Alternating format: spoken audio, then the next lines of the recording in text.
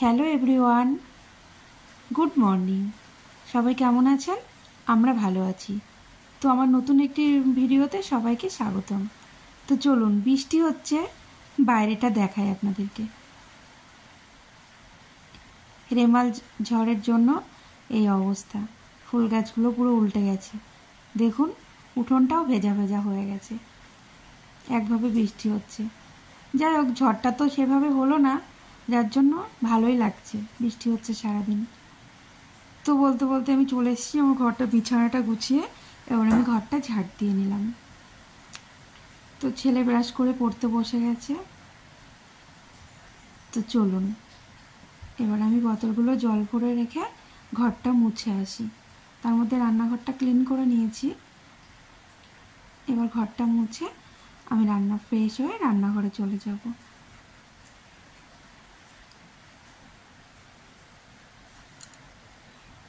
তো সারাদিন বৃষ্টি হচ্ছে বাইরেটায়, বেশ ভালো লাগছে।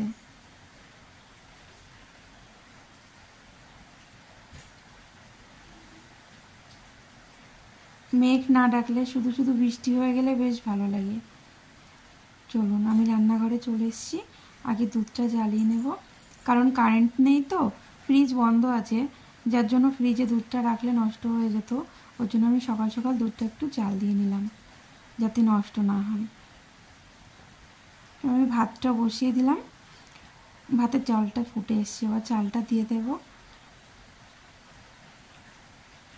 তো চলুন, রান্নাবান্নাগুলো সারতে সারতে আপনাদের সঙ্গে গল্পও করি আর আমার কাজগুলো কমপ্লিট করে নিই। তো আমার বৃষ্টির দিনটা কীভাবে কাটলো সেটাও আপনাদের সঙ্গে শেয়ার করা হয়ে গেল। তো আমার দুধটা জ্বালানো হয়ে গেছে, আমি এখানে রেখে দিলাম। এবার আমি কয়েকটা ব্রেড সেঁকে নেব। ঘরে যেটুকু উপকরণ আছে সেটা দিয়েই আমি ব্রেডটাকে একটু স্যান্ডউইচ বানিয়ে সকালের টিফিনটা করে নেব, তারপর রান্নাটা কমপ্লিট করব। তো আজকে সারাদিন বৃষ্টি হচ্ছে, আজকে আর কোথাও বেরোনোর নেই, সারাটা দিনই বাড়িতে।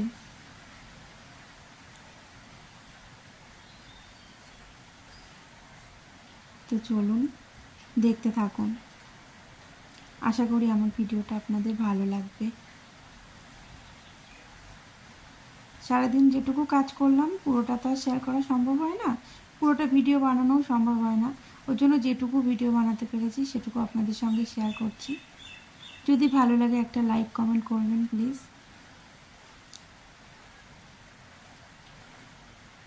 তো চলুন, এটা খেয়ে আমি রান্নাটা কমপ্লিট করে নিই। তো আমার রান্না কমপ্লিট হয়ে গেছে। আজকে আমি রান্না করেছি ভাত, পটল চিংড়ি, আর এটা চাল কুমড়ো তরকারি করেছি, আর আমি গোল গোল করে উচ্ছে কেটে ভাজা করে নিয়েছি, আর চাটনি করেছি, লেবু কেটে রেখেছি। আর তখন দুধ জাল দিলাম, দুধটা রাখা রেখেছিলাম সেটাই। তো চলুন, আমার রান্নাটা কমপ্লিট হয়ে গেল। এবার আমি স্নানটা সেরে চট করে পুজোটা দিয়ে নেব। তো আজকের মতো আমি আমার ব্লগটা শেষ করলাম। সবাই ভালো থাকবেন, সুস্থ থাকবেন, টাটা।